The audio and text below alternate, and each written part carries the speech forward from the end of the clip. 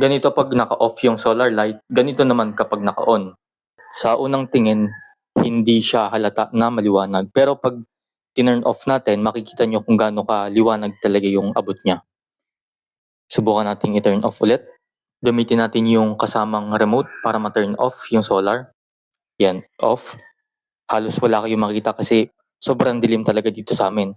Kapag inon naman ulit natin, ayan, kita nyo ganyang kaliwanag na siya. Solar light to kaya wala akong binabayadan sa bill dito sa ilaw na to. Automatic na din siya nag-o-open kapag madilim na. Ito yung 500 watts na solar light na may kasama na ding solar panel.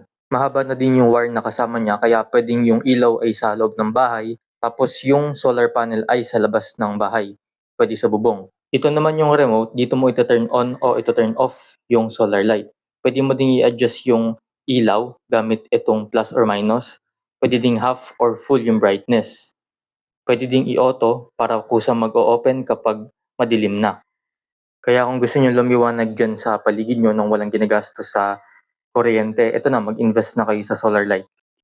Sobrang laki ng difference niya kasi magiging mas maliwanag yung paligid nyo. At ito pa, pwede nyo pa itong magamit na emergency light kung sakaling mawalan kayo ng kuryente. Kaya kung ako sa'yo, ngayon pa lang i-check out ko na to.